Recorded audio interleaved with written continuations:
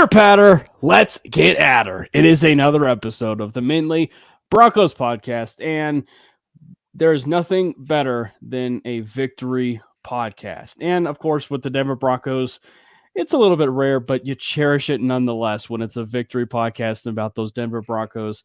They got that W against the Green Bay Packers, one that I was able to actually, I will say, witness in person. So that was great to see.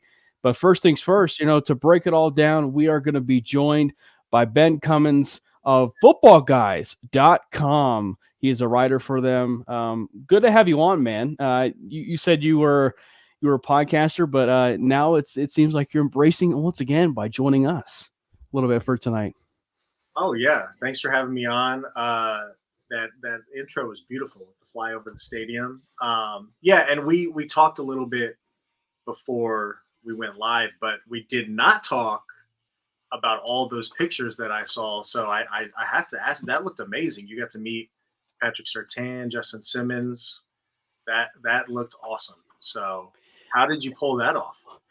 Oh man, that was kind of crazy. So typically what I do is when I go to every single game that I can, and I think I'll go to this one, and then I'll go to the Patriots game, and then I'll go to the Chargers game. So in essence, I'm going to be, I should say, we were given permission to go to the Christmas Eve game and the New Year's Eve game, should I say, for the Patriots and the Chargers. But yeah, so basically what we do is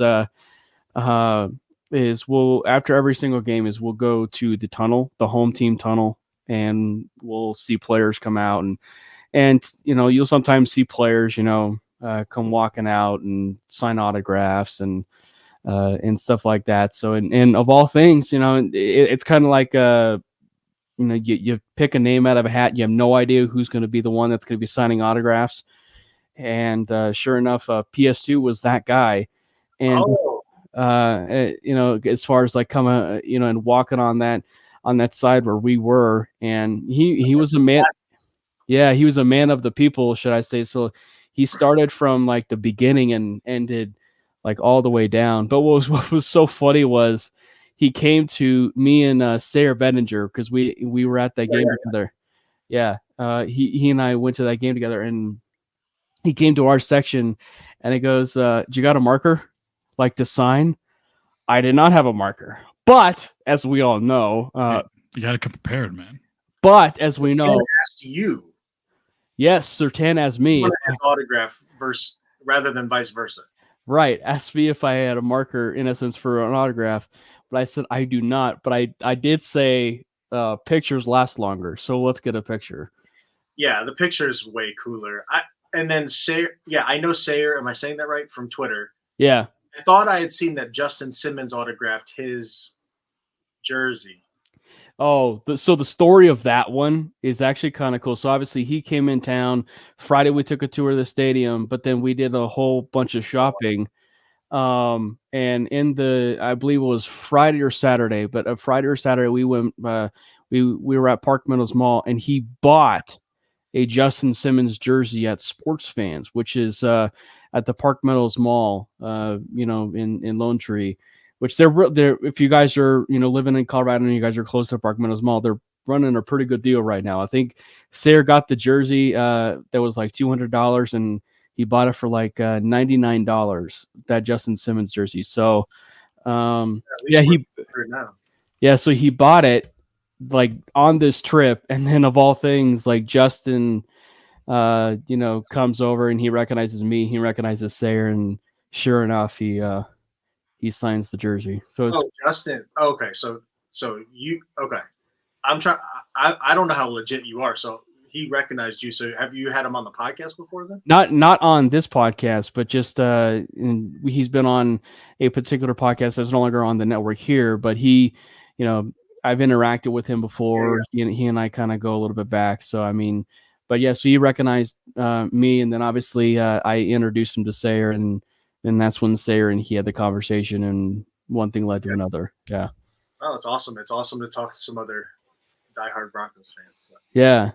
But speaking of diehard, Ben, you are a Broncos fan yourself. How did that come about? I am. I'm from Illinois. Was telling you guys beforehand, my dad and both my brothers who are close to my age are all Bears fans. I'm very happy that the Broncos allowed me to not go that direction.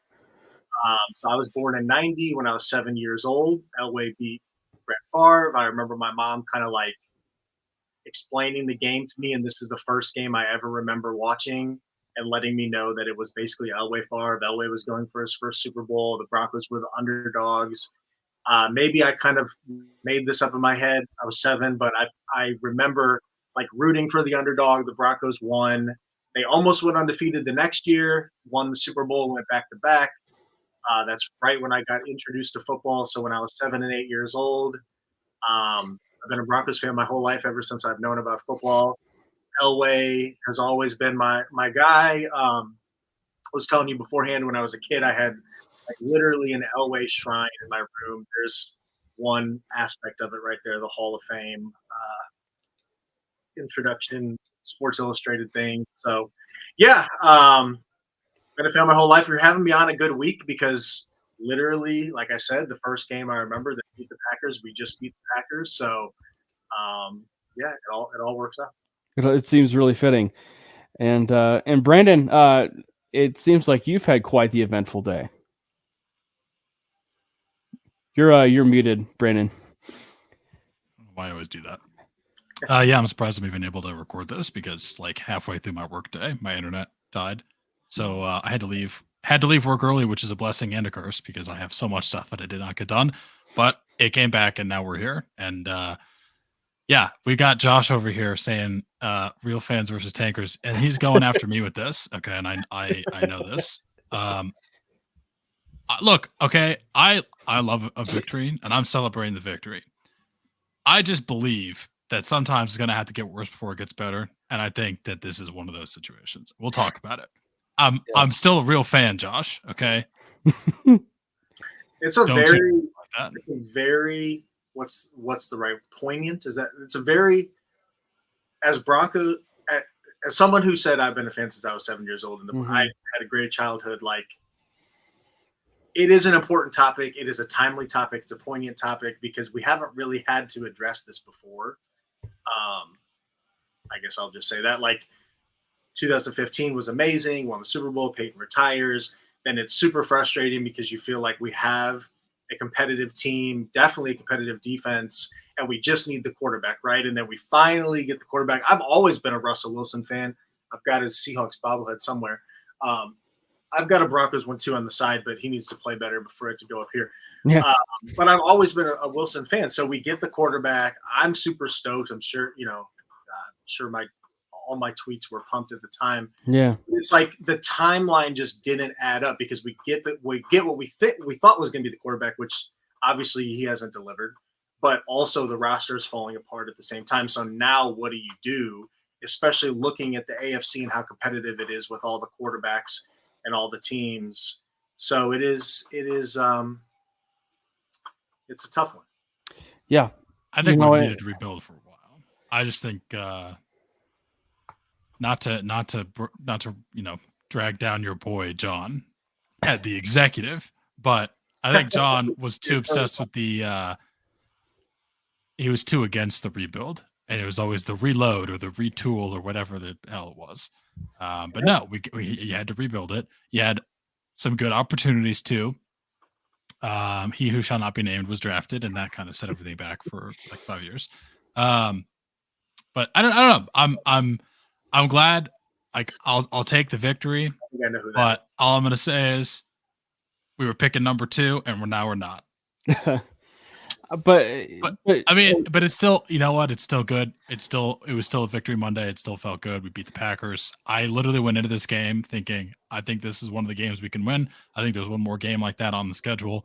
I just think if, that's 3 wins this season. Like, would you rather see us win 3 pointless games that are not that with like a barely functioning offense, or would you rather see us like actually have a chance to win for the next 15 years?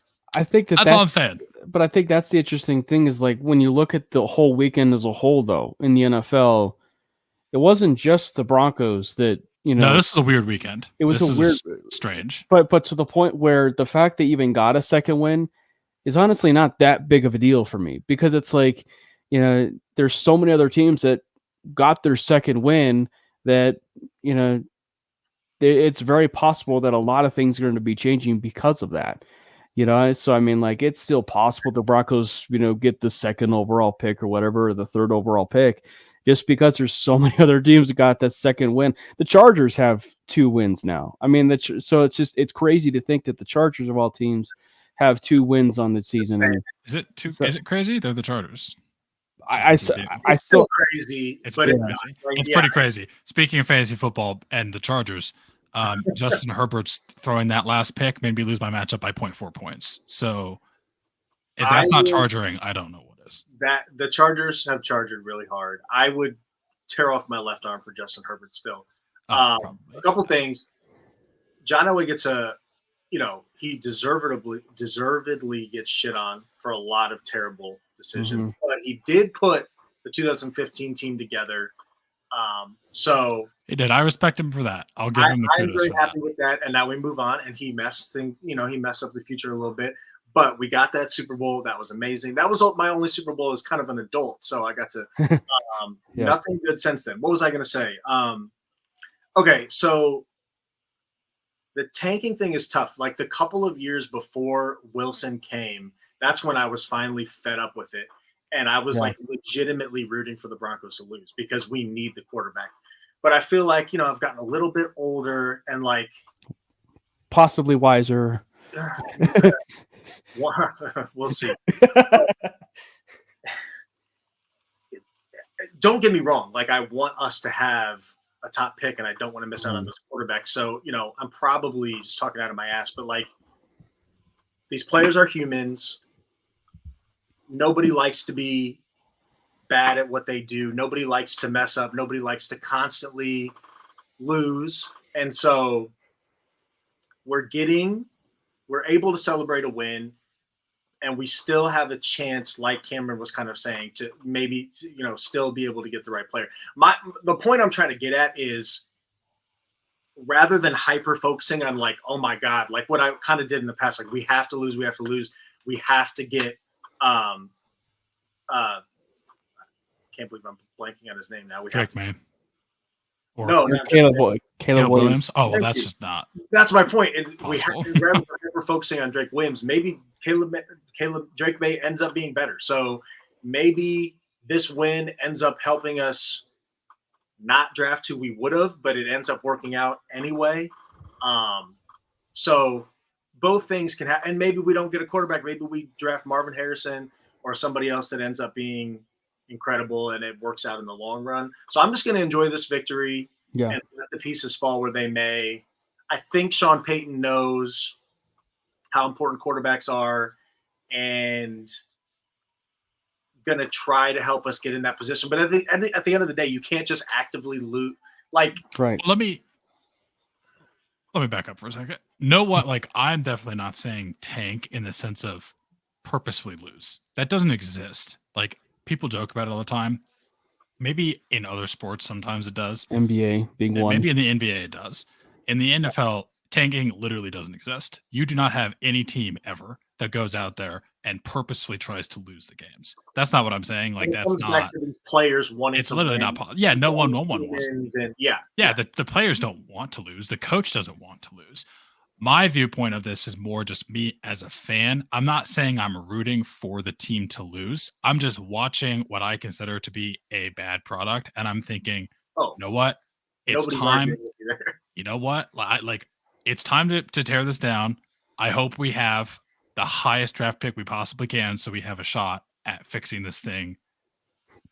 I couldn't agree with somewhat that. Quickly. So like that's what I think about when I say tank. No one is purposefully trying to lose. It doesn't exist. Yeah. And I think that we've had this conversation a little bit, Brandon and I, but I mean, like, I think that the good news is though about this team going forward is that for the first time in what seems like a little bit is that there's finally stability there. Like there's finally stability. And when I mean stability, what I'm saying is from the ownership side of things. And I think that one of the reasons why a rebuild could never take place was sadly, the Bolin family, the Bolin Trust but what was just, it was in there. And so just the fact that you can never really rebuild, and so it was all nothing but patchwork. And I think, Well, but what I was going to say is that's also where, for as much as, he's been hated on for some of the stuff that he did do, it's also some of the praise that is worthy for a guy like George Payton. Try and patchwork as much as he can, so I mean, and that brings back to what we were trying to say before. It was like, so the Russell Wilson trade, as much as it has dampened a lot of their future, was still the right move, because again, like, you want to be able to pull the right move to attract possible ownership to come to your football team. Hence, maybe the most expensive owner, in all of sports, the Walton and Penner Group, to be your owners.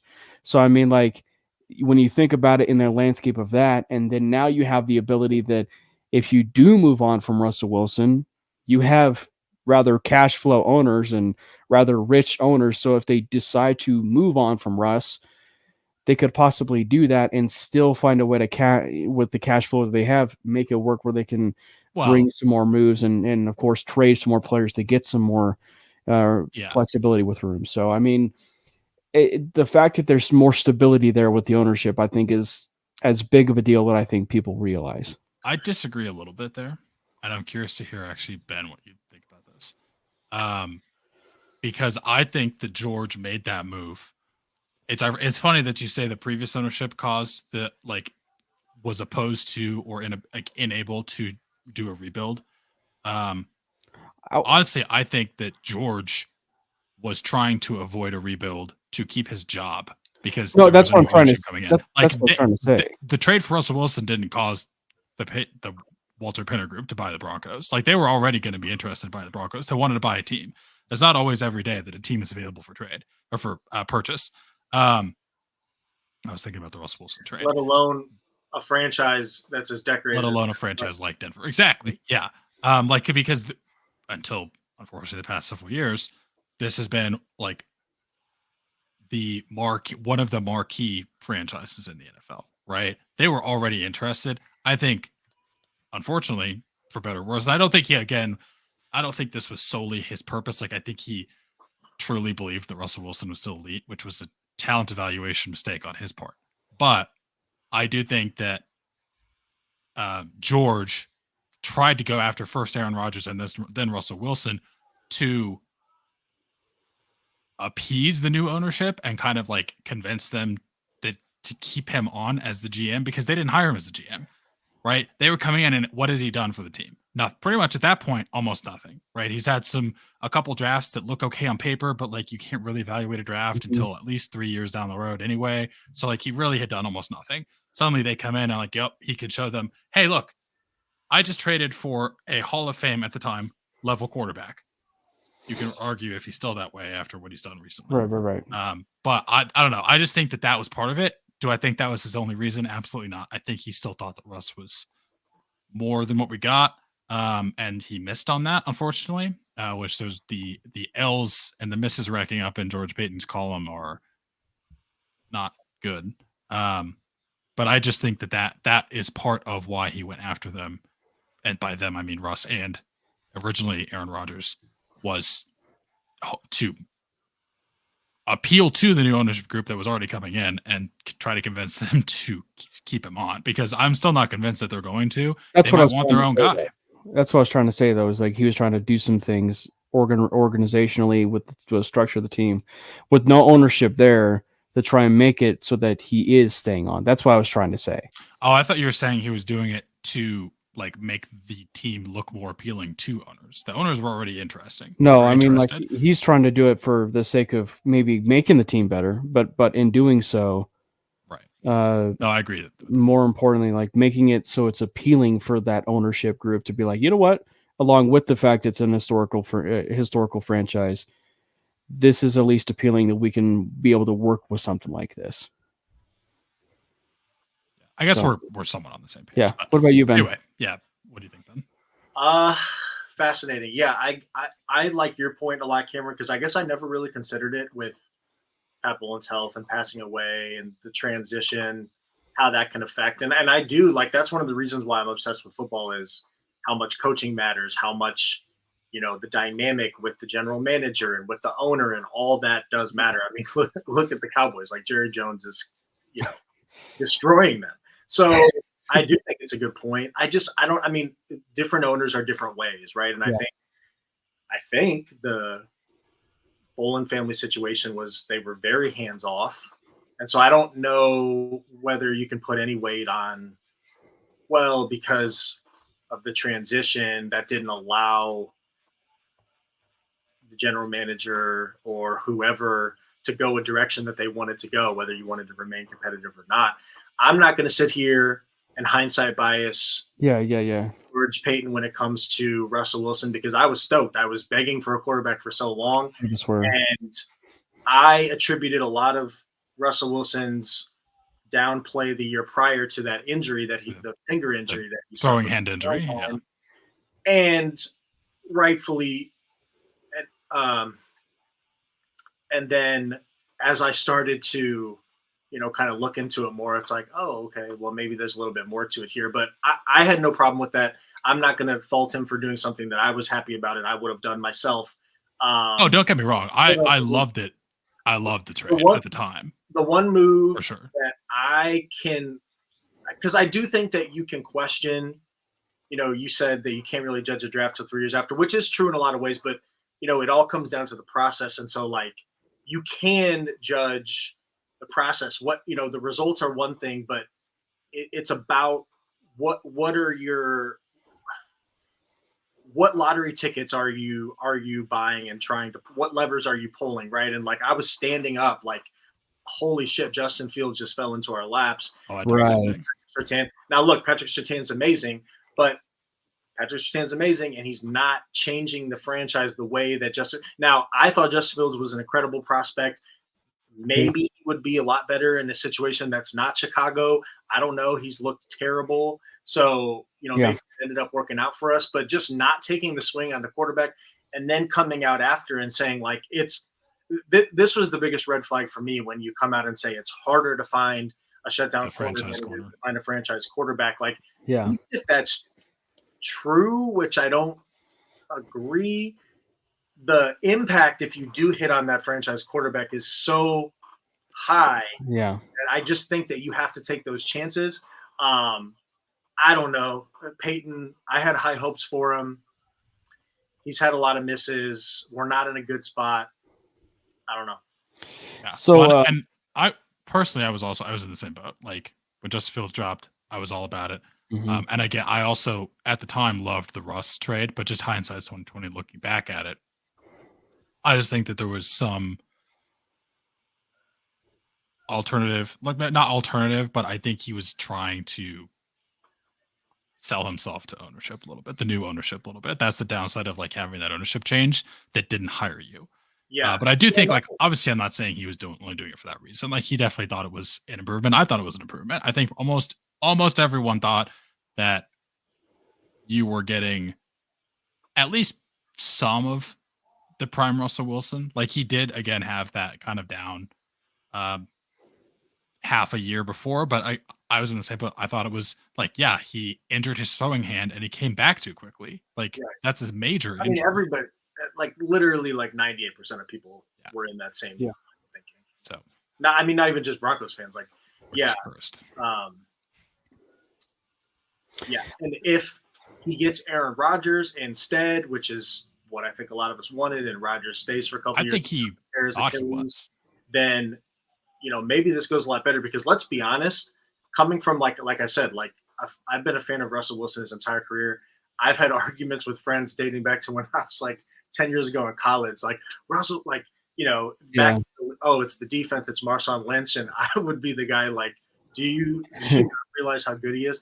Let's be honest. Russell Wilson has been average at best. And you can only put, like, Hackett was terrible, but Russell Wilson has been better this year. And I've been tweeting out the stats and stuff, but he still hasn't been good enough to deliver on what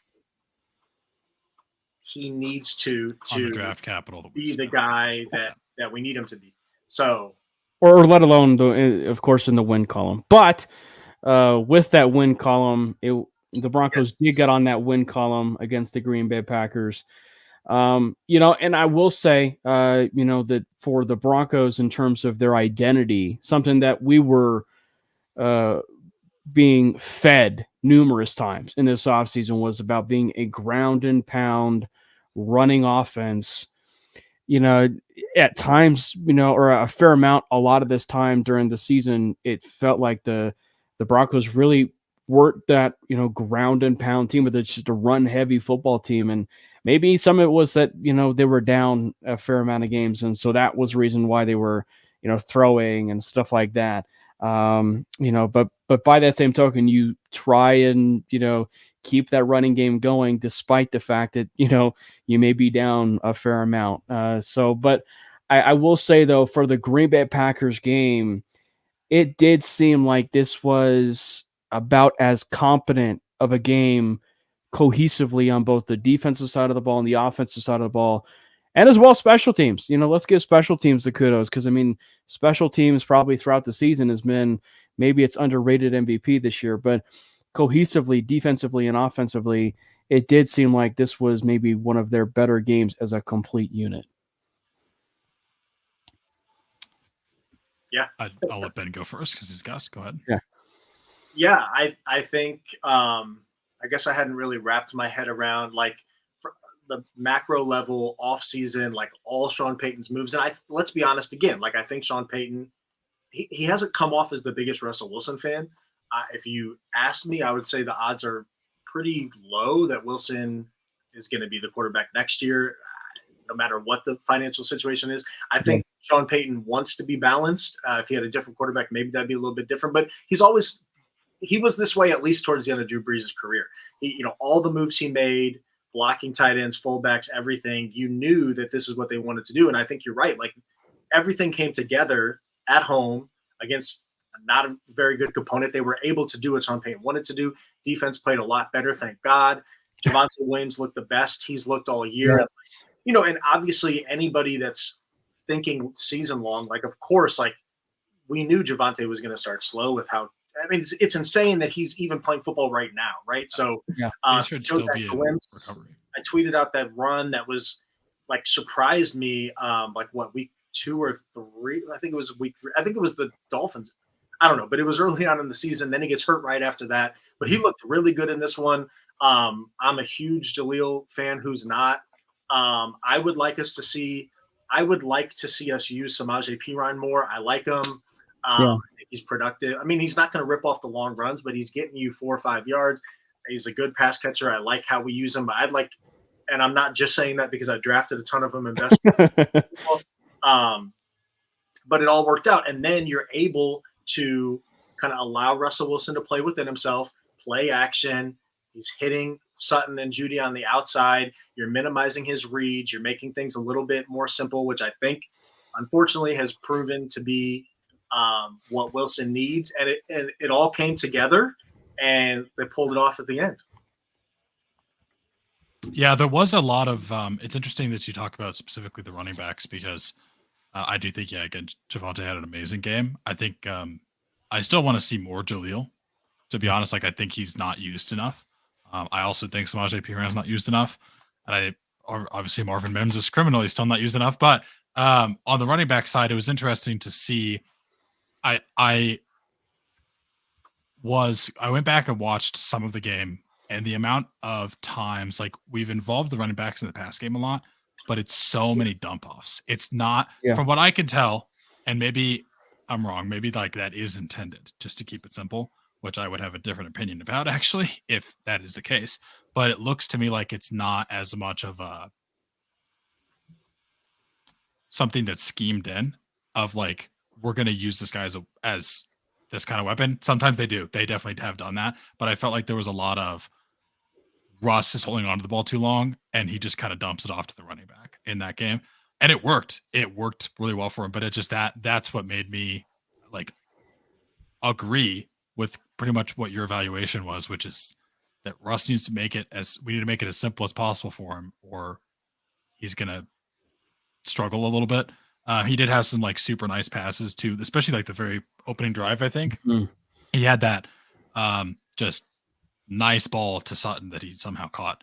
Like that was Sutton had a game. Like I'll talk about him when we get a little bit. He later and on. Judy actually.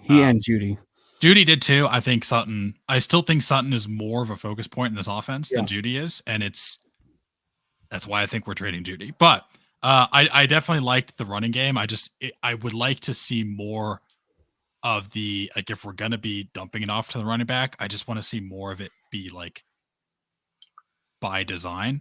And again, it could be with how we're trying to like give Russ really simple options, but that stuck out to me a lot when I went back and watched it, how often that was happening. Yeah, I think it's important. The screen pass has like literally always been my favorite play in football because, when it works and you got the blockers set up, it's beautiful. And I do think Sean Payton consistently has been one of the best, not only screen passes, but throws to your running backs, offensive minds in the league. I mean, you saw that touchdown Jaleel McLaughlin caught and took to the house against the Jets. He ran the exact same play this week. It just didn't work out. But I do think that he is one of the best play callers in that area. Not saying he can't utilize it more and have more success. I don't think Russ checks it down as much as he could, but you did see he stepped up in the pocket. He hit Samaje Perine, which I don't think that was designed. I think that was just Russ was dumping it off. Perine breaks the tackle. Again, I think Perine's good at that and takes it like 30 yards. So we need more of that. I don't like fans of any team, let alone the Broncos, that just are, we call them laundry bros, right? That just don't want to admit the fault of anything. And like, I remember week 1, like I tweet, like we lost to the freaking Raiders again, and we lost by like 1 point. And at the end of that game, there was a play where Wilson had a wide open. I actually think it was Sutton. I think Wilson, and this is something that I didn't really realize because I wasn't in the weeds as much. And that's something that I've tried to do the last couple of years. Wilson struggles to throw the ball over the middle of the field. And he's getting older. And so he has Sutton week 1 over the middle of the field towards the end of the game, needs to make that pass, doesn't throw it, bails out. Well, against the Packers, you got Judy across the middle of the field. I think it was either early third quarter or second quarter. I think it was second half. And if he just stands in there, it was not an insane pass rush. Like that's one of the most important aspects of playing quarterback, right? You have to be able to keep your eyes downfield, to have a feel for pressure. Like that's why Tom Brady was so freaking good. He wasn't that athletic, but he was able to step up in the pocket and keep his eyes downfield and dodge defenders by spatial awareness and all that stuff. Wilson doesn't have that, and he's not able to keep his eyes down. And of course he doesn't. He just doesn't do it as consistently as he needs to. He had Judy for a touchdown if he just stands in there, but he bails out and then ends up having to throw it away. We kick a field goal. That's what I'd like to see from a quarterback that I've been a fan of forever, and I'm still a fan of, and he still does a lot of good things. That's what I'd like to see him do more consistently. But sadly, he's been in the league for too long. I don't think that's ever going to change. And probably one of the reasons why Sean Payton, I think, will have a new quarterback next year, even if it's I forget his name, but the backup now. Yeah, well, and I think that for Russ is the thing with Russ too is it's also not necessarily his MO. Kind of going off of what you said, it's like it's not necessarily his MO because I mean he's sort of a off script quarterback, and I think that he's a guy that is. You roll out to the right, or it's almost like not necessarily street ball, but it's like it's one where, he's rolling out. I mean, he's making, magic happen outside or inside the pocket happen, and so it's just not necessarily his MO. Again, and I also think too, the reason why he does that is because of his height. I mean, let's be honest. I mean, 100%. Yeah. And so like in order for him to make those kinds of plays, he's got to make it a creative throwing lane for himself. And I think, unfortunately, like that particular play that you're mentioning, I think that it definitely 100% correlates with his height. Yeah, and listen, you're 100% right. And he's made a lot of great throws on the run this year, too. Yeah. He's older, but he's in better shape. I mean, there was one that I tweeted out that I still think is one of the most beautiful passes I've seen this year. I think it was against the Dolphins before we got blown out in the first half. He rolled out to his right. He hit Sutton for the touchdown. I mean, it was a beautiful, accurate on the run ball. He can still do that. It just needs to be more consistent within the structure of the play. And that's been the issue. Yeah. I don't think he ever really, that was never. It never was what he did. I think he, and I try to not say this in a negative way because it really wasn't, but I think he used or relied on his athleticism too much because it was there and it was special. Like Russell Wilson is one of the most athletically gifted quarterbacks that has ever played this game. The problem is, like you already said, when you get older and you can't do it as much, and he can still do it. It's not that he can't do it, but it's just he relied on it so long. He can't do it as well. Can't do it as well. He can't lean on it as the crutch as much, and he's literally being forced to make plays as a pocket quarterback that he just can't be. And sadly, I mean, I'm sure everybody remembers even before he was a Bronco, the Let Russ Cook movement. I was very much on that, fantasy football, everything. Yeah. Sadly, I was one of the people saying Pete Carroll's old. He's an idiot. I said the same thing, man. He wants to play good defense. I was on Team Russell Wilson, and sadly, it does appear that Carroll knew that there were deficiencies there, and Russell Wilson agreed, which is why he forced his way out. And sadly, it looks like Pete Carroll won that. Yeah, so to kind of, now tie within this, because I mean, like, and I'm really glad we had the rebuild conversation in the beginning, because I think that, because in the same vein of like previewing this game or recapping this game, I should say, Sutton had a really good game. Judy even had a really good game as well. I think that, in that same vein of that conversation, and this being a rather complete game, should I say that, of what they've had, yes. Do we see an avenue? And it's not something we've even had a conversation of, Brandon, before in terms of a scenario, but like, is it possible we actually even get a scenario? Because Sutton and Judy are actually going to end up being, for all intents and purposes, if they don't get traded, Broncos in 2024. Could we see a scenario where they actually don't make hardly any moves? So like in the season, they, except for maybe some minor ones, right? So like, and I'm sure we'll talk about the Kareem Jackson stuff, in just a little bit. But I mean, like, say they move on from Kareem Jackson due to, sadly, all the stuff that's, gone on this year, or they move on from Josie Jewell contractually because of this with Drew Sanders, and, moving on from him and seeing with what they got with Drew Sanders and the rookie they just drafted. Is it possible we could actually just see a scenario where they don't move on from Cortland, they don't move on from Judy, but they do move on from Russell Wilson, and then that's the young quarterback or a quarterback that can be, be useful with a wide receiving core of guys like a Cortland Sutton and a Jerry Judy that he can be, with, should I say, coming into the league? You can go first. Oh, sorry. Just as the guest, you always go first. Yeah. Okay. I'll see you want to think about it, then go. I don't hate that scenario, because, like I said, I'm trying to couch it, but like I honestly think it's pretty close to 0% that Russell Wilson will be the quarterback next year. Yeah, because I'm with you.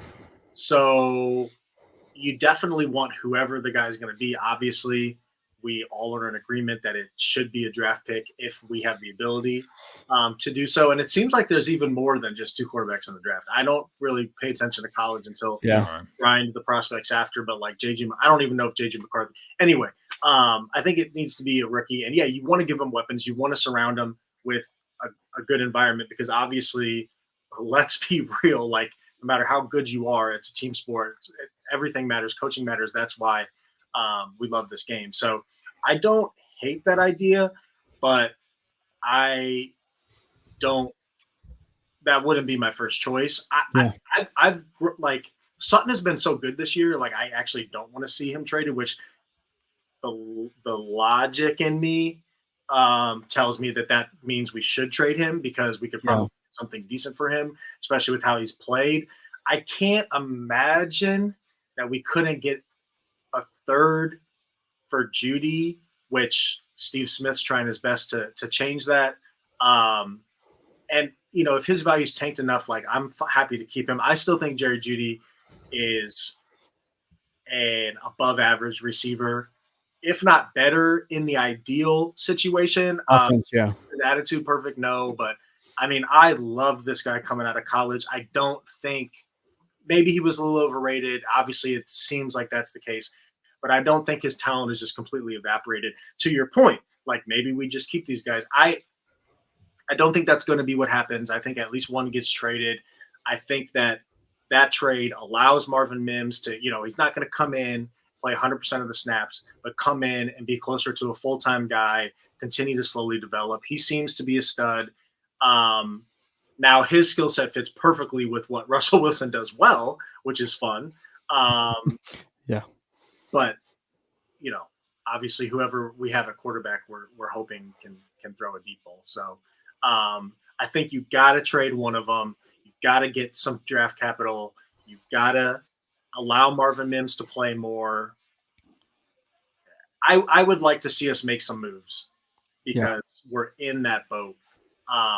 But it's very easy to say, just do something. We don't know what the context is. We don't know if anybody actually wants these guys. We don't know if Jerry Judy's value is completely tanked. We don't know if Courtland Sutton's resurgence has a team calling or not. And if they're not getting, I'm not saying just trade them for a fifth. Like, I think they're more valuable than that. We talk about these guys because we think they're valuable enough to get a decent amount in return. And that makes sense for where we're going as a franchise. But if we're not getting that, then I don't think that's the scenario you laid out, Cameron, is a terrible one at all.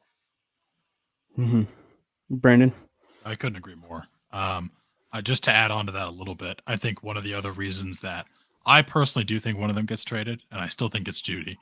But I was going to also say, like, I think it 100% completely depends on what is someone willing to pay for him, because he's still in a rookie contract.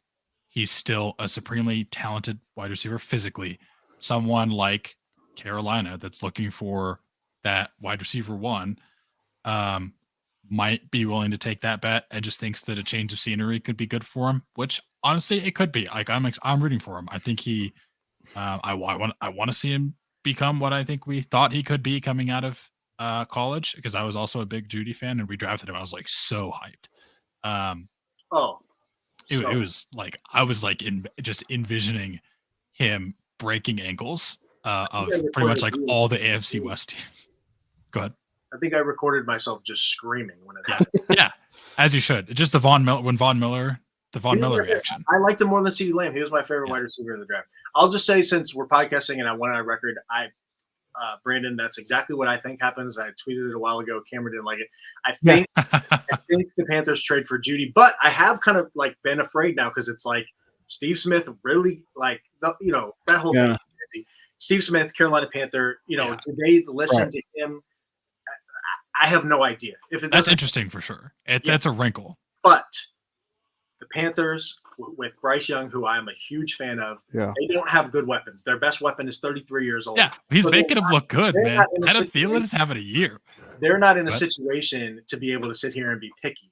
Like, Jerry Jeudy would be a drastic upgrade over Jonathan Mingo, who could be a good player, didn't have a ton of production in college. Seems like he's a guy that's going to come along a little slowly. DJ Chark, one-trick pony. Like, they would be happy to have it. I think, they haven't won a game this year. I think they kind of need it. So that's still my prediction is that Jerry Jeudy will be traded to the Panthers. Yeah. I'll also say, if that happens, I think Young and Jeudy are a really fun combination because Young is good. And if you have a guy that can get open, and Judy's at least above average at getting open, I think Young will find you. I think Jeudy would be – we'd be able to enjoy – we would be able to be happy that Jeudy was doing pretty well in a new situation if that's what happened. Yeah. And The other thing I was going to say real quick, and then we'll let you go, Cam, that is what I was going to add on to why I think one of these guys will be traded, is ironically also the same reason why the Panthers could decide not to trade for Judy, which is, I think, obviously you want to give Marvin Mims more snaps. And Tim Patrick, don't forget about Tim Patrick. Mm-hmm. Assuming he comes back and we keep him, which also It's I don't extremely know. possible. But because of also a little bit of unknown there, this is a very good wide receiver class. Yeah. If you can get something for Jerry Jeudy, give him that fresh start, I would take it, and I would still draft someone this year. Mm-hmm. It doesn't have to be early. Like, I would love Marvin Harrison Jr., like, good Mm-hmm. Lord, but that's probably not going to happen. But, I mean, I would not be mad if we took him. I'm obsessed with Keon Coleman. Obsessed. Oh, Keon Coleman is ridiculously good. Mm-hmm. That guy from Texas, whose name I can't remember, something Weaver, I think. Xavier Worthy. Worthy, that's what it was. I said about all the college players I know. Yeah. There's too many names, man. It's hard to keep track. But there's so many good wide receivers in this class. Like, I would 100% take one. And the reason that I say this is partly why the Panthers also would decide not to trade for one is because, at least recently, and this is also what makes the Jerry Jeudy situation a little interesting, because he really didn't do it. So many wide receivers, I said this like 14 times at this point. So many wide receivers now come into the NFL as rookies and make a immediate contribution. Yeah. Just look at what just happened in Minnesota. Yeah. When they lost JJ, right? It's just, I don't know. I want to be able to like kind of restart that rookie deal a little bit, like have someone on a rookie deal that can come in right away, make a contribution, that can grow with your hopefully drafted quarterback. So that's the other reason I'm pro trading one of them. And again, it all comes down to the price that you're going to get for him. Don't trade him just to trade him. Yeah. Right. Go ahead, Kim. Yeah. Well, and I was just going to say, like, that's the different variables I think that we find ourselves in. Cause and that's the thing with Sean Payton is like, we don't know what the whole identity of what it is at the Broncos. I mean, because like all in all, like the offense that we're seeing right now, the Green Bay Packers game was the first time we truly saw a true identity of what this team could be. We don't. So like going forward, we also don't know what the identity of this football team is going to be after this season or even during this season. So I mean, like that's why there's so many variables. Is like, are they actually going to keep Sutton and Jeudy and then draft their young quarterback? Or are they going to move forward with one? Because I think logistically, and Mike Kliss talked about this on the 5280 podcast, but like logistically, based on contract and where he is and based on value, Sutton makes maybe the most sense because he's upped his value and you can offload that contract a little bit.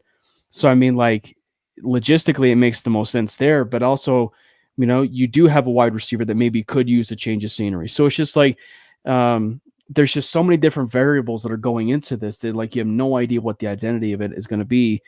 And that's what makes, I guess, it fun to a certain extent because you just have no idea. And also to tie a bow on all of it, it also makes, I think, the idea that Sean Payton was still the right coach for this, because whoever the Broncos do end up drafting or do end up signing, say in this next offseason or whatever, it's like Sean Payton was the best coach for the Russell Wilson era, and he was also the best coach post the Russell Wilson era because of this idea that he can draft and develop players. And I think that one of the best things and the best arguments that we certainly have seen this year, to go back to the Packers game a little bit, was this offensive line is actually sneaky good. And I think that the Broncos are going to find themselves in a really curious decision, because if they do end up with a top 5 pick and Garrett Bowles is still on your roster, Ola Fashanu and some of those top offensive linemen, you may actually have the chance to pass on one of those guys because Garrett Bowles is still your left tackle. And probably with what Sean Payton likes to do with Zach Strief, develop Alec Pacheski, that tackle, that undrafted tackle that you had from Illinois, groom him to be that possible left tackle because, you hate to say it, Mike McGlinchey is locked down financially to your right tackle position. So to develop Pacheski to be your left tackle post the Bulls era, with his contract going forward. So And then, of course, Lloyd Cushenberry. You did draft Alex Forsythe in the 7th round. So I think that, but with Lloyd Cushenberry coming forward, and he is in a contract year, but Cushenberry's playing exceptionally well. So I think that that's another really fun little area where the Broncos, kind of find themselves in, is now we're actually seeing a situation where the Broncos offensive line is actually good, maybe. So it's breath of fresh air, huh? Yeah.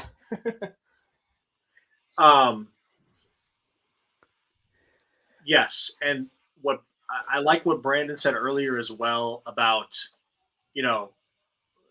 the development of passing not only in the NFL but in college. There are a lot of exciting wide receivers. I mean, look at what Puka Nacua is doing, 5th round pick.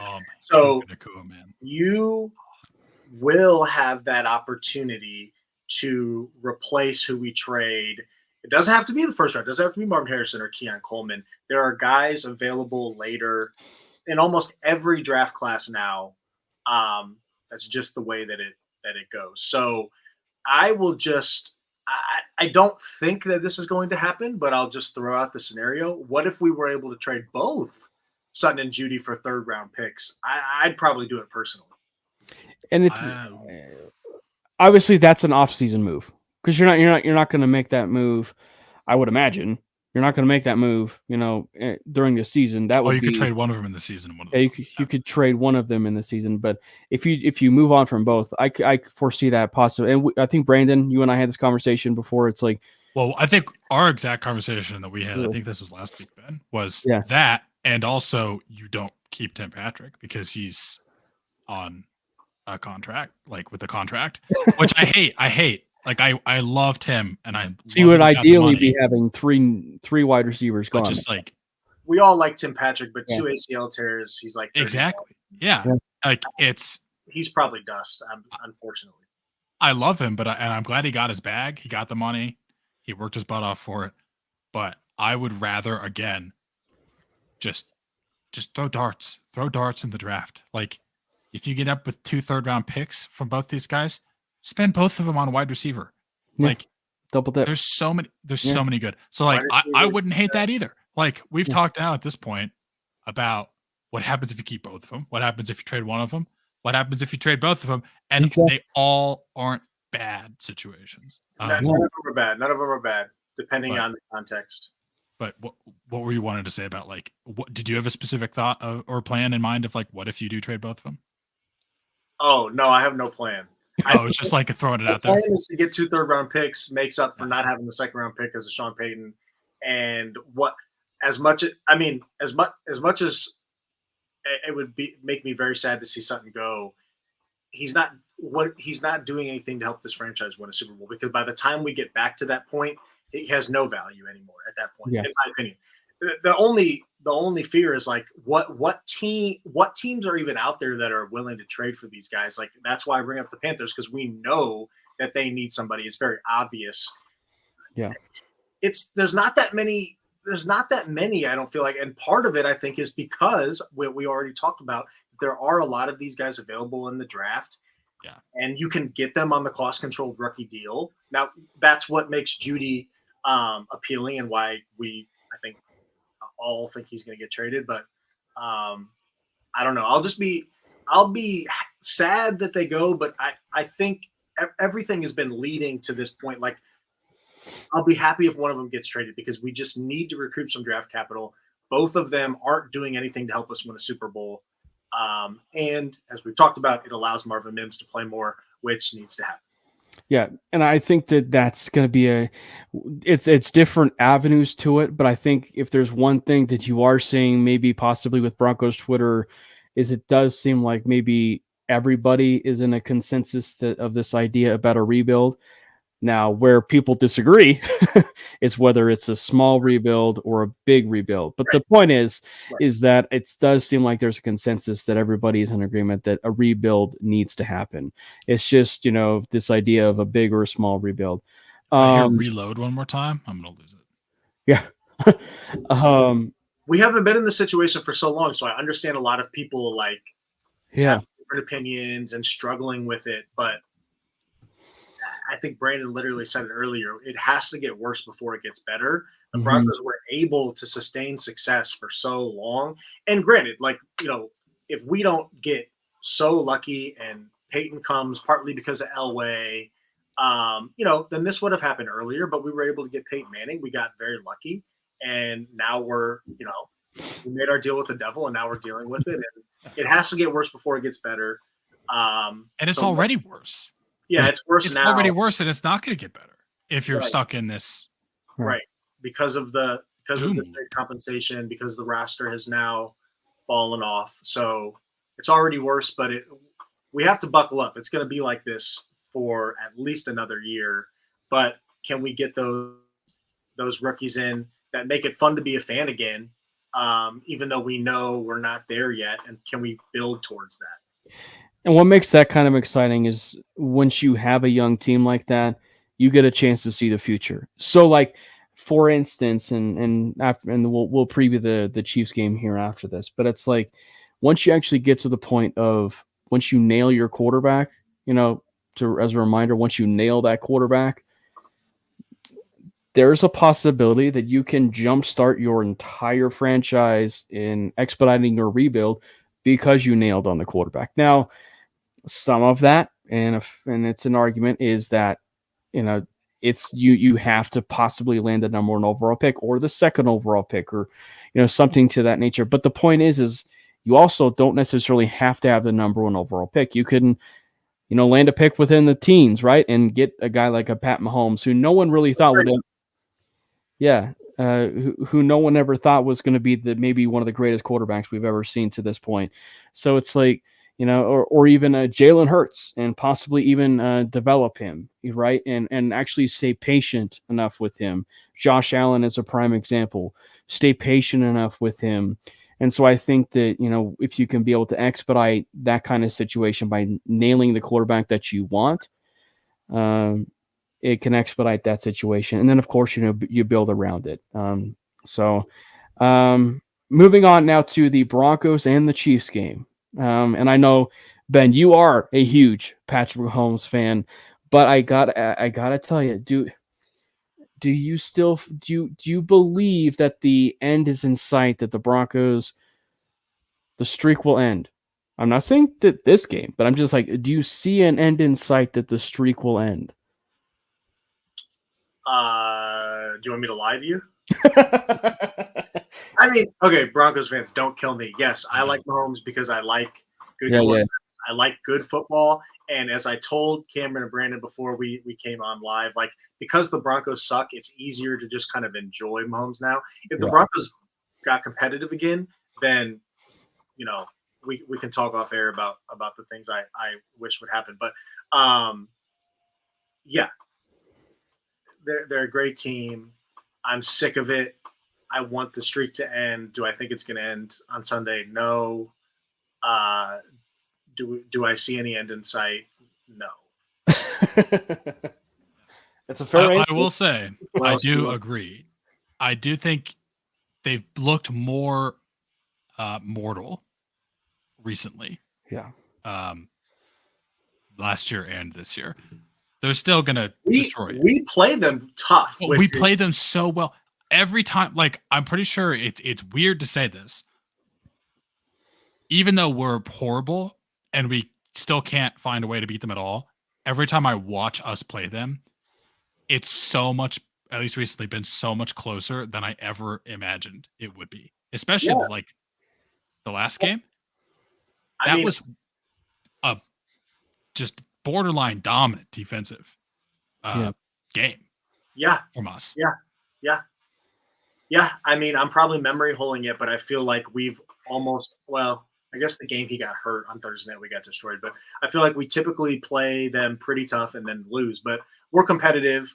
The problem with the Chiefs, they're not, they seem like, they could be beaten, is this is literally the best defense Mahomes has ever had. So you're giving the best player maybe ever, the best defense he's ever had. Steve Spagnuolo's in his bag.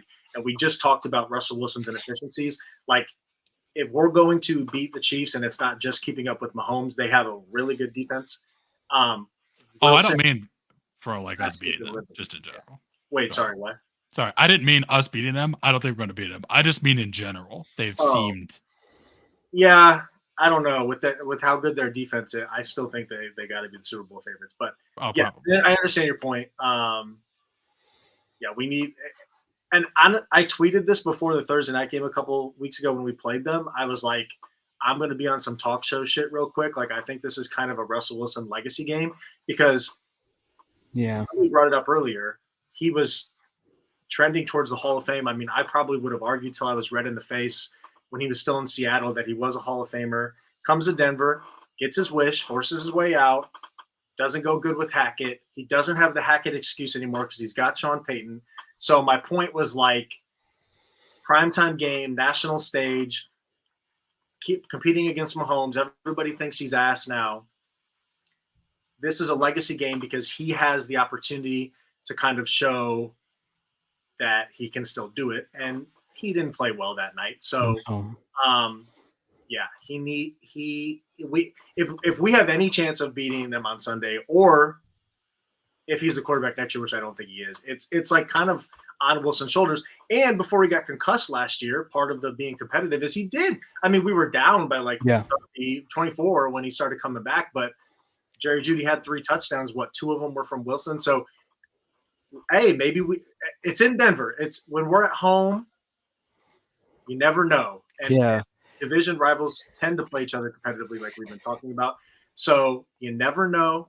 Any given Sunday, maybe Russell Wilson will surprise me on Sunday.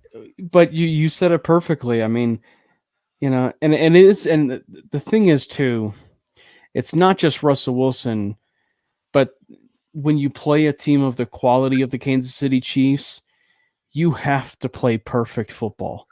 You cannot beat yourself, up on every other possession or every possession. You can't beat yourself up. You can't have a constantly turnover, or you can't throw a really pitiful interception to Nick Bolton, in a really crucial situation. You can't have stuff like that happen. You can't basically have one of your worst performances in roughly, should I say, 2 weeks in a row against the Kansas City Chiefs. You can't have that happen. And, I do think from now, if we're to look at it just from the weather side of things, I think from the weather side of things, it at least looks like it also should favor this idea that the Broncos should bring that running game and everything we saw from the Packers game, to fruition against the Chiefs. Because I mean, what is it going? I think it's going to be in the mid-30s, and there's some snow in the forecast. So I think really, yeah. So I mean, that's at least what we're seeing now. So it's like, okay. So if that's the possibility, that at least should help the idea of like, hey, let's run the football a little bit more. Let's ground and pound. Let's keep Mahomes off the field. And I think that's, if that's that's the ideal situation where, I mean, like if you can truly keep Mahomes off the field and extend drives, that's obviously the ideal situation. So win the time of possession battle. Will they do it? I don't know. Because again, like, it's almost like the, when you always say like, would I want them to beat the Kansas City Chiefs? Absolutely. Am I going to be the person that picks the Broncos over the Chiefs? Absolutely not. It's like I want them to prove it. Like I want them truly to prove that they can, that once they get the win over the Chiefs, that they can do it. That should be their game plan. What makes it tough, literally right before I came on, I saw one of the fantasy football accounts I followed. I haven't fact checked it, but tweet, the Chiefs are the only team that hasn't allowed a 100-yard rusher this year. It's going back to the defense, how good their defense has been. So maybe we don't have a 100-yard rusher, but maybe Javonte, Jaleel, and Samaje can all. That's another one that honestly, if we're not going to play him, call the Bengals and see if they'll send us a 6 or something for Samaje back. Bengals need Samaje. Yeah, I like Samaje. Let him play somewhere. I mean, he's not helping us win a Super Bowl. But anyway, maybe all 3 of them for this game, because that should be the game plan. We've already talked about Russell Wilson's deficiencies. We know Mahomes doesn't have those. Is it the ideal situation to try to play keep away? No, but that's what our situation is. So, shorten the game, give us a better chance, and let's introduce some more variance into it, because God knows we need variance on our side. Right, Brandon? Could you imagine the Joe Mixon fantasy owners' reaction when they trade back for Samaje Perine? He's been bad this year. Like, I'm not saying this is a Mixon's not doing anything anyway. I know. I just think it'd be funny to see. But no, I actually kind of like that idea. They haven't shown any trust in anyone behind Mixon. And Mixon's not very good, and they're a Super Bowl team. I don't know why they wouldn't want him back. He's a good player. Yeah, they should. Like, I think was Mixon averaging like 2 yards a carry or something? I don't know.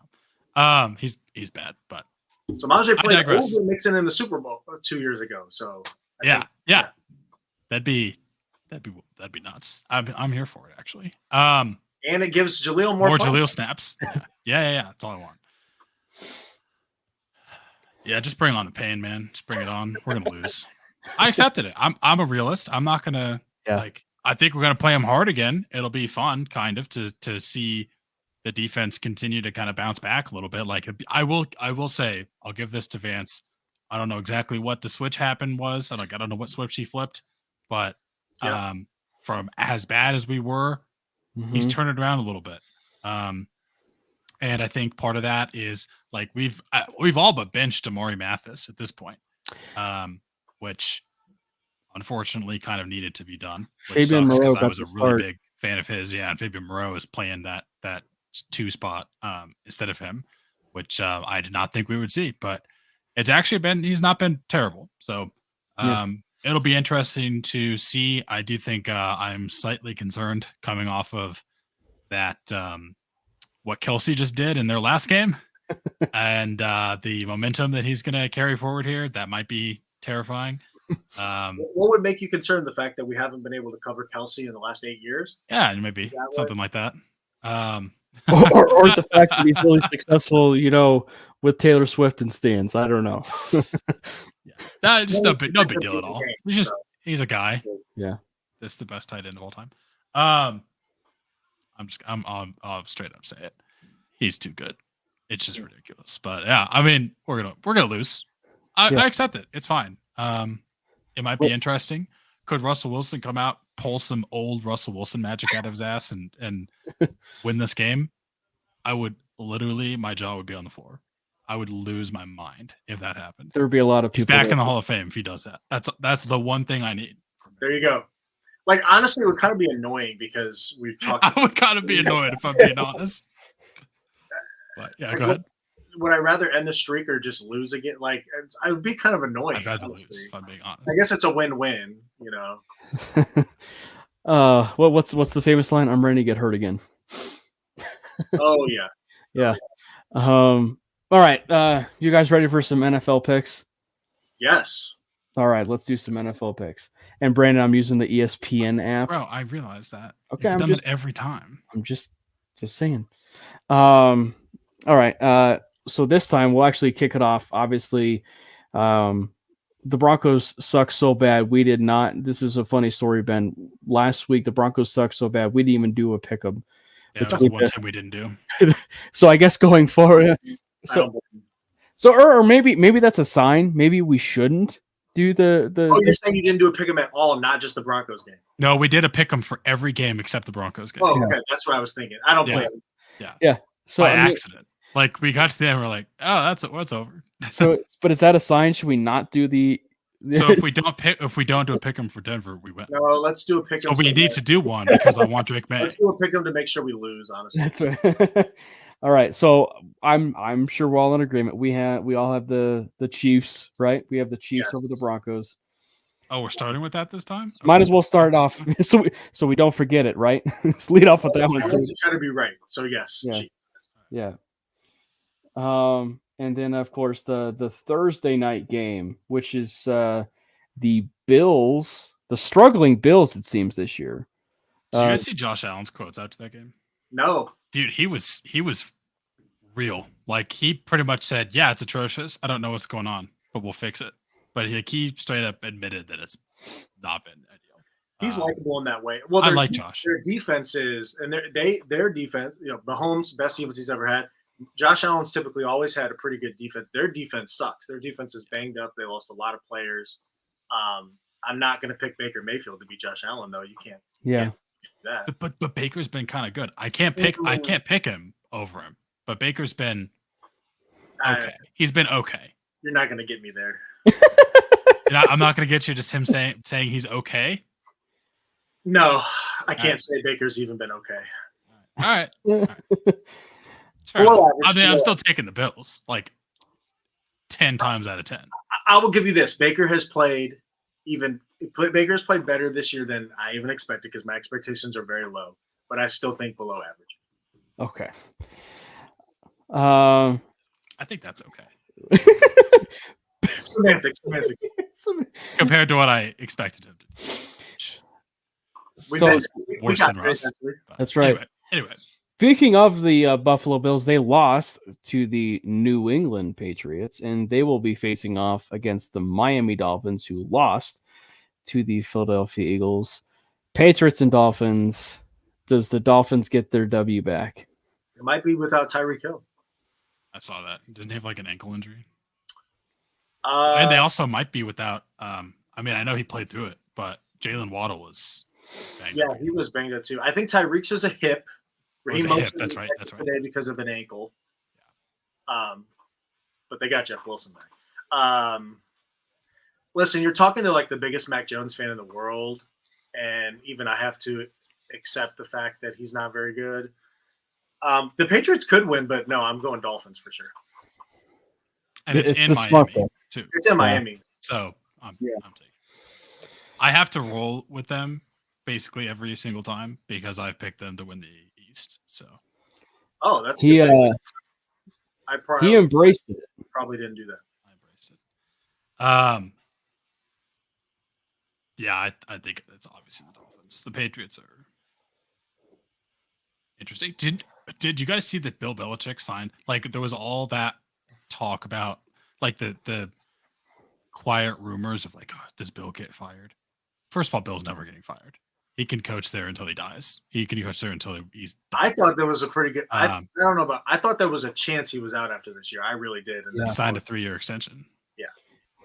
One of the worst things in the world. Reported at all.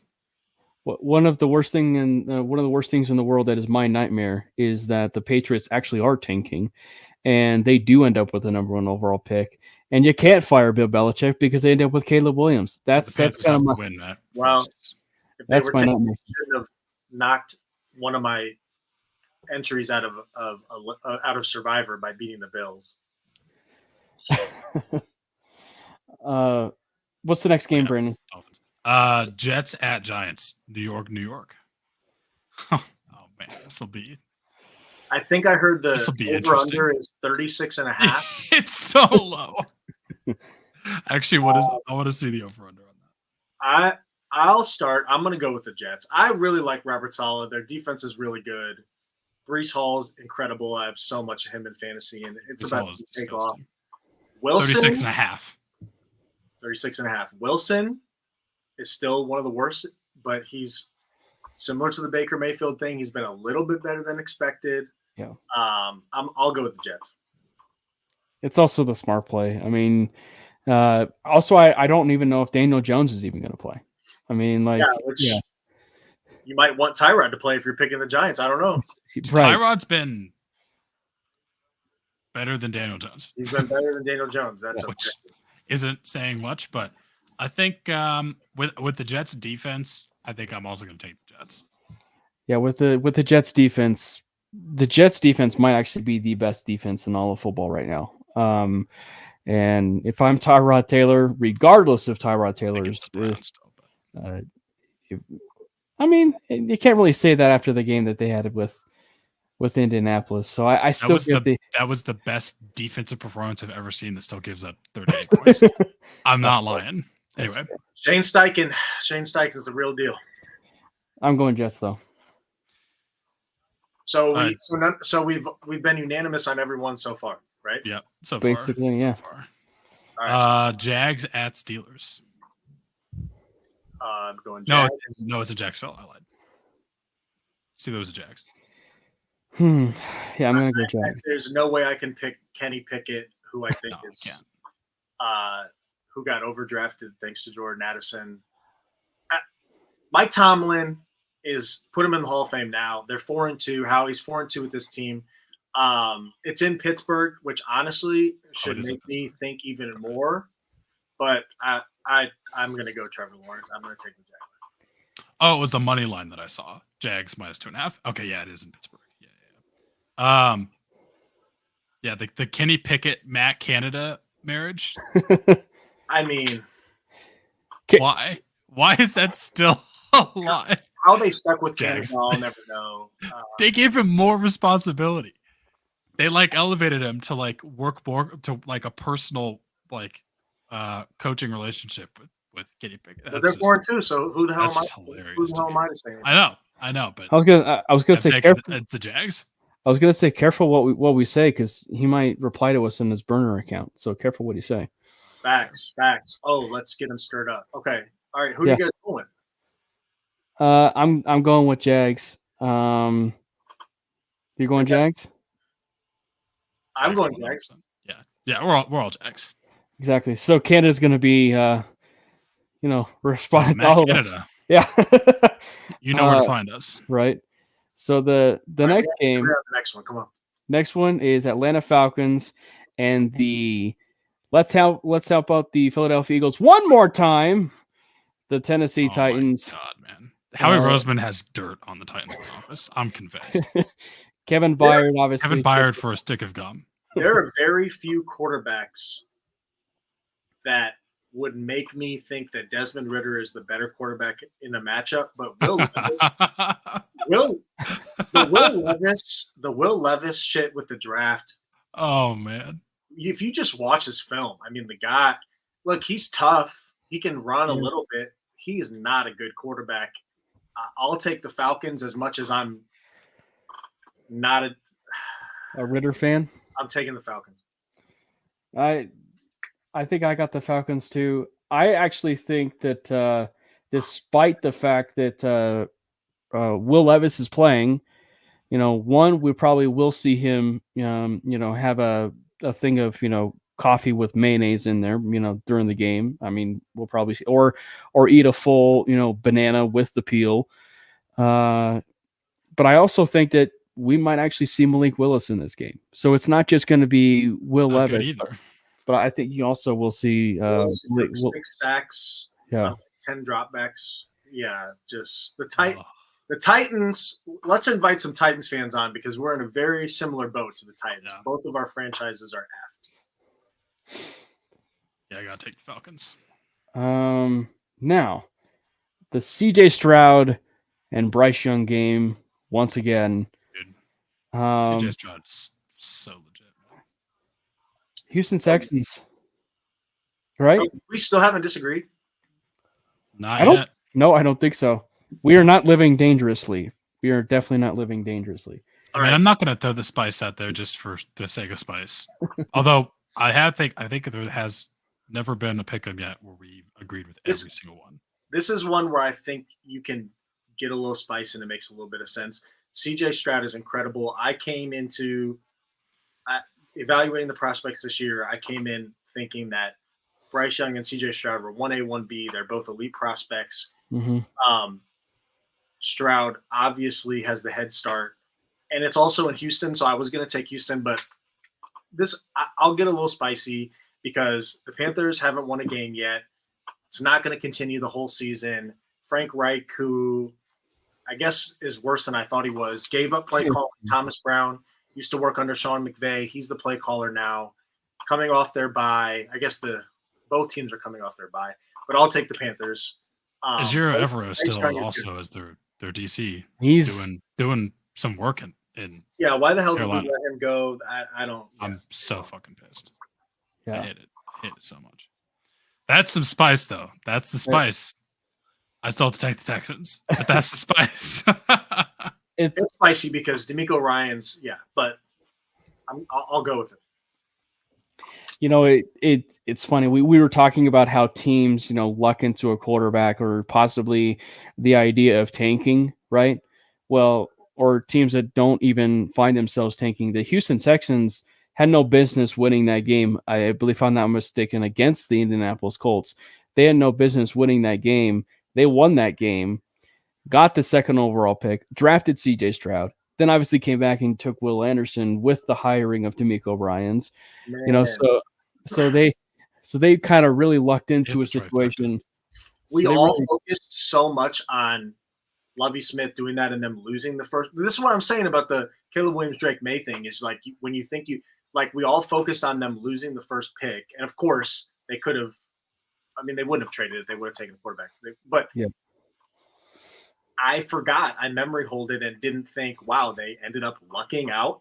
Maybe. I still think Bryce Young, give him some time. Yeah. But CJ Stroud was an incredible prospect in my opinion. Yeah. And he's far exceeded my expectations. This dude, this is, if I'll put it this way, if the Broncos had just drafted CJ Stroud and he played the way he did now, I'd be counting the possible Super Bowls already.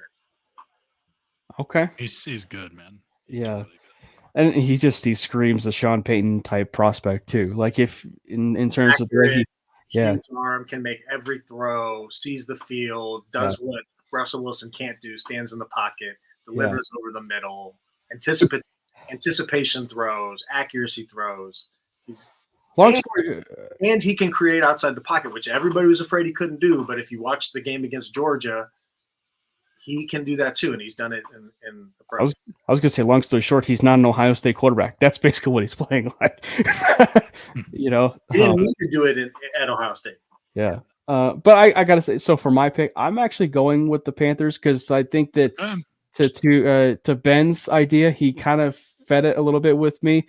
I think that the idea is that with them switching play callers, I think it gives enough advantage for the team to win that type of game. And plus, when you're the Houston Texans, you've been game planning this entire season with Frank Reich at the helm. And the only idea that you're going off of is possibly a Sean McVay type offense, but you can only game plan, for that all so much. So you don't know what you're expecting. And, with Bryce Young, who knows what they may be getting possibly with this new Carolina Panthers offense.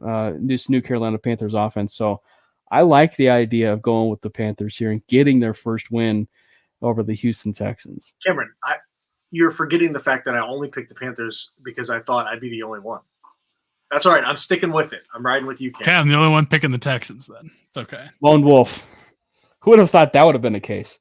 Granted, I think we would have had not me.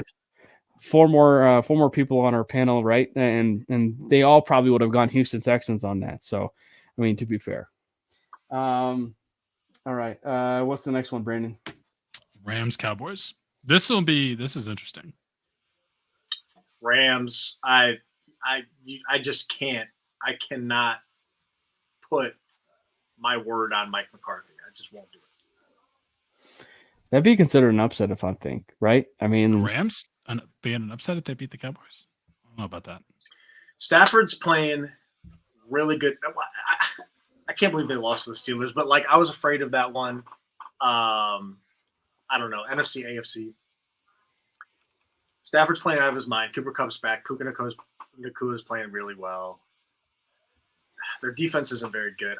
I've been such a Stafford fan I've got him. I had to have him up here because I've been a fan of him forever. So I'm going to rock with Stafford. Yeah. I think I was on record on some other podcast 3 years ago, saying that Matt Stafford was the most underrated quarterback of all time. I'm going with the Rams. And now he's got a Super Bowl, so he's a Hall of Famer. Now he's got a ring. Yeah. Hell yeah, man. What about a buddy of mine calls him Stat Padford? And I'm just like, bro, I'm going to punch you in the face. There's a lot of people that still push back on Hall of Fame. Come on, bro. He's the wide receiver kingmaker. Calvin Johnson had the year with him. Come on. He's a Hall of Famer. Yeah. Yes. So you're going to go Rams too, Brandon? Yeah. All right. Why are you taking the Cowboys? No, I'm going the boys. Is it in Dallas or is it in? I think it's in Dallas. Yeah. Okay. All right. I'm still taking the Rams. I like it. I do think it's going to be. I think this actually is going to be a high scoring game. I think this could be a high scoring game. I think that's a good call. I think that's good. Because obviously, I'm far more confident in Dallas's defense, which is a rather legit defense. But I mean, I think, with the way that the offenses are, I think you do get a little bit of a better offense from the Cowboys in this one, so I think it's a little bit high scoring. All right, divisional game, Vikings and Packers. It is no longer the Aaron Rodgers show, obviously, with Green Bay, and I don't think they're loving life with Jordan Love at quarterback. So Jordan Love against Kirk Cousins and the surprising victory that they just had against the San Francisco 49ers. I'm actually Jordan Addison's so legit. Part of me I'm not gonna lie, part of me wants to go with Green Bay just because I feel like Kirk Cousins, he had that huge win against San Francisco that the team did, and I feel like there may be a slight hangover with that victory of the 49ers. So I can maybe find myself to pick the Packers on this one, but I don't know if I can find it within me to actually pick the Packers. Well, what are you going to do? Are you picking the Packers? Yeah, I've been on the edge of my seat here. Are you wanting to listen to us first? I think I'll go Packers. I'll go Packers. Okay, I like that because I'm going Vikings. I think they just saved their season. I think they just saved their season. I think they get this win, and then they're 500, and then you only got a couple more weeks, and Justin Jefferson's back. I was a fan of Cousins early in his career. I joined in. He's easy to make fun of, but the quarterback. You guys watch the quarterback show on Netflix? Yeah. It made me have I like Kirk. It made me have some more respect for him. He played an incredible game. I had 3 eliminators left, and I have 1 left because I also took the 49ers. So Kirk Cousins played great. Jordan Addison is the truth. He was my second favorite prospect in the draft, other than JSN. I think JSN. We'll get there. And the Packers are a mess. I'm going Vikings. Watching the Chargers with Quentin Johnston, watching Zay Flowers and Jordan Addison, it's got to feel bad, man. I still like Quentin Johnston. Not saying he's going to be a bust. It just, they've been the better. I don't know how the hell. Yeah, it just doesn't look good right now. When we talked about wide receivers come in, you want wide receivers to make an immediate impact now. They do now. Like if they don't, that's the unique. That's the flag. Go ahead. And there's 2 things. Jordan Addison would have been a seamless, easy transition to take over for Keenan Allen. And because I heard this the entire time in my fantasy football bubble, what was it? The wide receivers coach at USC. There was some connection. There's somebody on the Chargers coaching staff that coached Jordan Addison at either USC or Pitt. So it was like everybody was making this easy connection. I liked Quentin Johnson too, though, so I can't. But I like Jordan Addison more. Yeah, I'm taking the Vikings. I mean, just especially after how they played last game. I think they're on a roll, and I feel bad for that Thor on Twitter who Thor Nystrom. It was like after every Vikings loss, he was like, the Vikings are now X amount of games away from Caleb Williams. So. Yeah, see, we want to see these teams win. I think the Vikings save their season. I think they make the playoffs now. They get Justin Jefferson back in a couple of weeks. They'll get the 7th spot in the NFC. The NFC's terrible. They're going to make it. Yeah.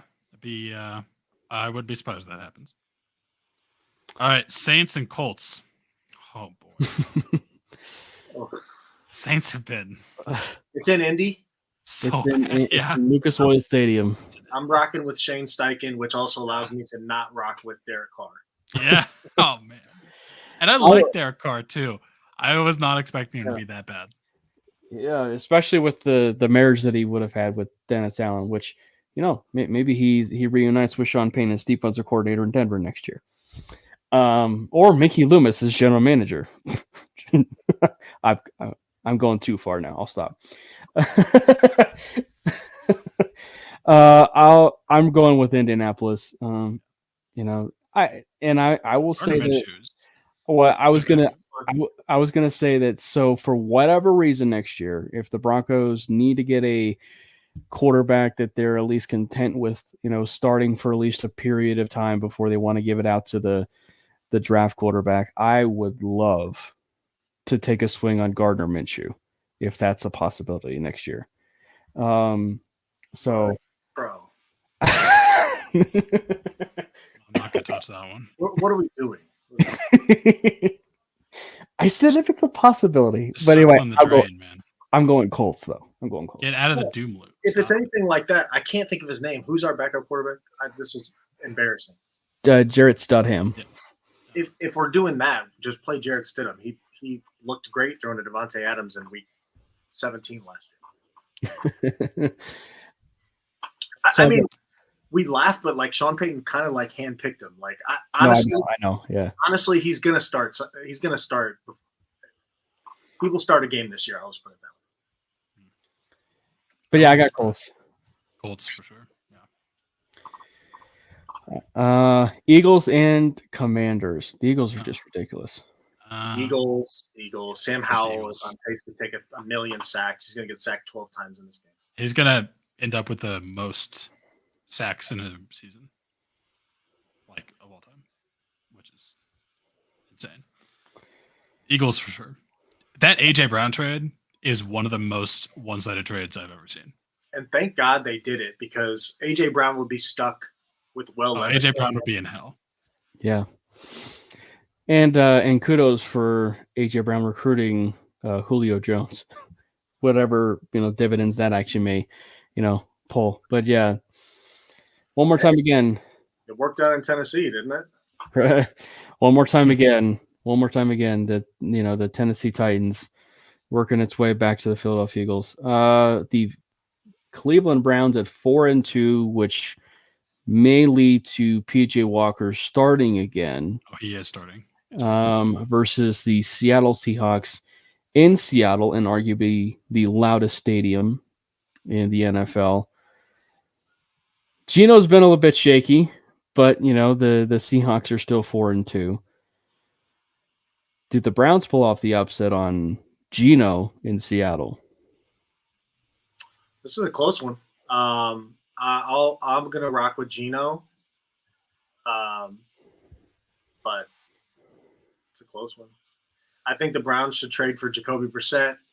I think Washington should play Jacoby Brissett. That was a rumor today. We get Jacoby Brissett on a field. Like, he's one of the 32 best quarterbacks on the planet. But yeah, that's not the case right now. So I'm going to go with the who's playing the? I'm going to go with the Seahawks. The Seahawks, yeah. I can't in good conscience pick PJ Walker, but Jim Schwartz is in his bag as the defensive coordinator. He's in his bag. Mm-hmm. And Geno has been better like last week, but the week before that, he kind of looked like Jets Geno a little bit. This one's kind of hard. Yeah. Yeah, this is a toss-up. The Seahawks defense also is not good, except for Devon Witherspoon. No, and Walker's been, he's been all right. Been better than Watson. I'm going to take the Browns. I think Myles Garrett is going to win this game for them single-handedly. He is just absolutely. 2 weeks in a row. So you're saying 2 weeks in a row? Oh, yeah. Yeah. Myles Garrett, by the way, is now a partial owner of the Cleveland Cavaliers. That was news that broke today. All right, so you are going Browns. 2 teams in 1 week: the Colts and the Cleveland Cavaliers. That's what's the next one? Ravens at Cardinals. Oh boy. Oh, this is no Cardinals. I'm definitely not that. Lamar Jackson at Steve Spagnuolo, Jim Schwartz, and Mike McDonald. Those are the 3 defensive coordinators that have been in Mike McDonald might be a head coach next year. Yeah, this is Ravens. Ravens for sure. What was probably going to be one of the games of the week. You don't know if it's the game of the week based on the overall Bengals season, but 49ers and Bengals. No, this makes it even more the game of the week because now we get all the content. I'm a Brock Purdy guy, but we get all the content. Yeah. Everybody's got a different opinion. Sam Darnold comes in. Does he play good? Does he play bad? He's probably going to play decent. So it makes it even better. Okay, I'm going Bengals because Joe Burrow's healthier. Joe Burrow is probably my favorite player in the NFL. He's healthier. He'll be better. It's in Cincinnati, and it probably hurts the 49ers just a smidge that it's Darnold. I feel good about this one. I'm going Bengals. Okay. I'm going to go 49ers. I think that it was a disappointment last week. And despite the fact that they did lose with Minnesota, I think Kyle Shanahan somehow is in his bag when it comes to these quarterbacks that just rise to the occasion.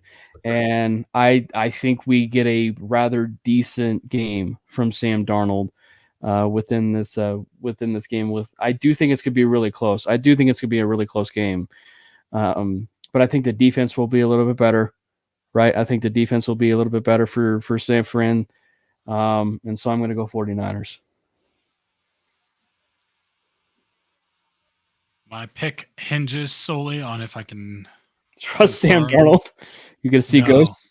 If I can confirm if Deebo Samuel is playing. Oh, he's out. He's out.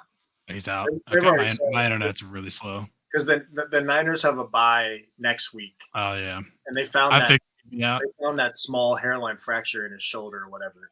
So unless something changed today that I missed, they already said he's just not. I feel like I can't bet against the team with Christian McCaffrey on it. But I think I'm also going to take the Bengals.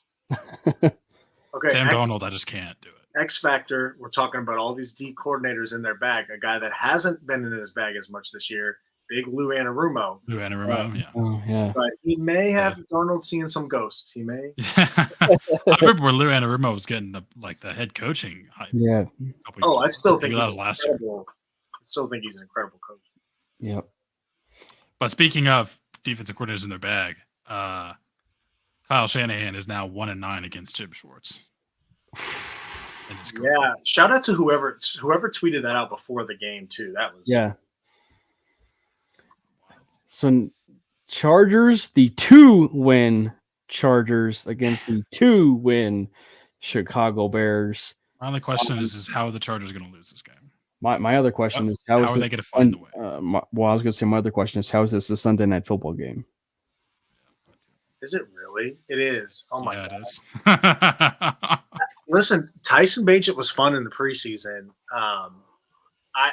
The Chargers are going to win this game. Oh, they are.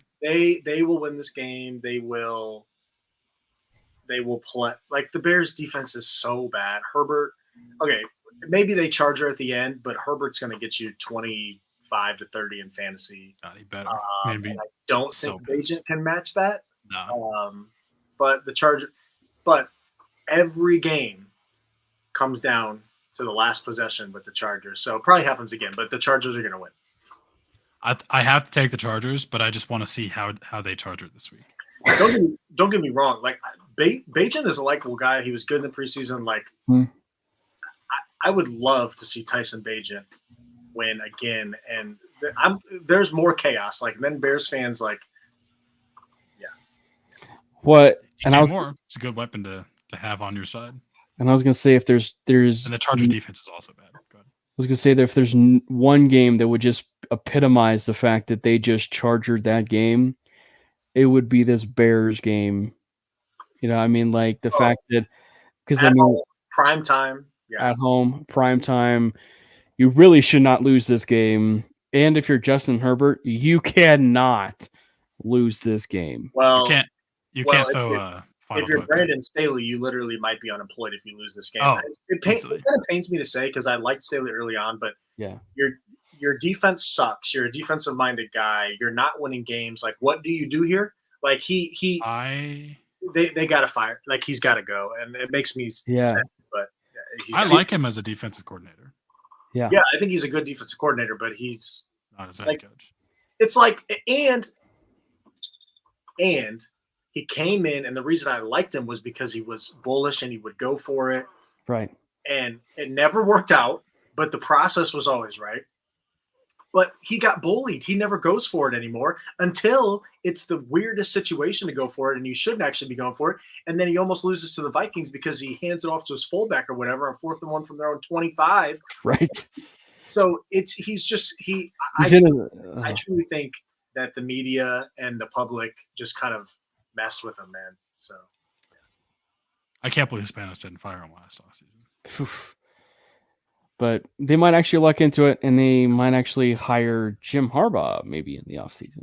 Oh, really? What's crazy is I thought they should have fired him and gone after Sean Payton. I was gonna say, I feel like Sean Payton would be their coach right now if they fired him. Well, I think everybody kind of thought that, because especially when you heard the rumor that he was going to be the coach for any of the Los Angeles teams, he was either going to be the Rams or was going to be the Chargers, because of, that was kind of his idea. And of course, no one knew what was going to happen with Sean McVay. So everybody was kind of like up in arms. Oh, is Payton going to go there, or is Payton going to go with the Chargers? But of course, would you rather have Sean Payton or a wide receiver that is taking up space, you can't and is a bust? I would rather take Sean Payton by 5,280 miles. I'm kidding. For the record, I don't have to bust already. Johnson's career has been decided yet. I liked him as a prospect. Yeah, Lions and Raiders. Man, that makes you think, though. That's the most Chargers thing of all time. That's the first time I thought about it. It's like, well, they wouldn't have wanted to trade a first round pick. Wait a minute, their first round pick might not be working out. So yeah, the Lions kind of got eviscerated. They did, but the Ravens are really good. The Lions are incredible. The Lions are still really good. They're like my fan. They're my team of choice for the year. And I'm ready for. They're at home. Josh McDaniels is an idiot. Oh yeah, and they're gonna win this game by double digits. I'm 1,000% taking the Lions. My coach of the year is biting some kneecaps. I agree. But no, I'm 100% taking the Lions. It just kind of shocked me how bad they lost that game to the Ravens. But the Ravens are just so good. I mean, that was shocking. They were down. I heard that they were down 28-0 before they even had a first down. Yep, they were. Yep, it was insane. But this is their get right game. If you have Lions in fantasy, start all of them. Listen, we all know Jared Goff plays better in the dome. It was outside last week. I think they only have one more game outside the rest of the entire year. I've got my best ball bags are packed. Jared Goff was my highest drafted quarterback. So come on, Jared. Come on. The Jared Goff home road splits are kind of insane. He's so good at home and not good on the road. That was part of it. I'm like, wait, and all these road games, he's in a dome too. Like, it was really Ben Johnson. Like, if your team needs a new head coach, hire Ben Johnson. Which was such a huge curveball to everybody, because the fact that Ben Johnson went back to Detroit, right? And the fact that he went back to Detroit in this particular cycle, because a lot of people thought he was going to be a head coach. So literally why I loaded up on Lions and fantasy was because nobody hired Ben Johnson. All right, let's roll. Right. Raise your hand if you drafted Sam Laporta. Or guilty. I didn't draft that much of him, but I do have three of them. A few fun spots. I was going to say, I actually lucked into having Travis Kelce and Sam Laporta as far as both my tight ends. And actually, Sam Laporta wasn't even drafted. So I actually lucked into picking him up after like 2 weeks. Yeah. I picked up Puka Nacua after 2 weeks, which blows my mind. Well, I don't know how both of those make sense. Both of those. I was going to say, to a certain extent, both of those make sense. I've been drafting basketball teams since February. Obsessed, insane person in me wanted to be like, what? But no, both of those make sense. Those are. Well, the only reason the Puka one doesn't is because he had like 2 just explosion games. Puka is a guy that I drafted. My exposure is like 12. I think it's 12%. Which, if you're on average, your exposure, if you just like drafted randomly, would be 8% on every player. So I wasn't on Puka. I've got Puka in some fun spots. Yeah, Puka Nacua Matata is certainly no. Puka Nukem. What did you say? Puke Nukem. Oh, I've never heard that. That's incredible. Puke Nukem. That's my nickname for him in Sleeper. I grew up playing Duke Nukem on the computer with my dad. That's incredible. Yeah. I like that. So, all right, Ben. Well, hey, this was an absolute blast to have you on, the Manely Broncos podcast. We definitely would love to have you on again, get a chance to talk shop, talk about those Denver Broncos. I'm sure that hopefully we'll talk about maybe a Broncos win here soon. Maybe it's against the Kansas City Chiefs. But it was such a blast to have you on, man. Yeah, I had a blast. I already accept. We'll have to do it again. If not during the season, we can hopefully have some fun with the draft and off season and whatever. So, and as far as where people can find you, as far as the work that you do, I believe I said that you're a writer with footballguys.com. What are some of the stuff that you guys, or I should say yourself, have cooking in the lab down there? Yeah, I appreciate it. Yeah, so I got my Twitter at Ben Cummins FF, and I write for Football Guys. So it's just footballguys.com. If you can just Google my name and Football Guys, and all my articles come up. During the season, I write a DFS piece about cash plays, tournament plays. I've done it. I've literally written the same article for like 8 years. I like it because it just gets my mind right for not only DFS, but there's all different types of forms now. Underdog does day pick'ems for every week. It helps me with my start-sit decision. So I'm just looking at matchups. I'm not going too crazy. Targets, opportunities per game. I like to look at expected points added, those statistics, like both offensively and defensively. So you're looking at matchups. You're looking at what injuries matter. You're looking at it all just to see who you think is going to have a good week, and I enjoy writing it every week. And then in the off season, that's when I was getting more into the prospect evaluation and stuff. I mean, you can go back and look at,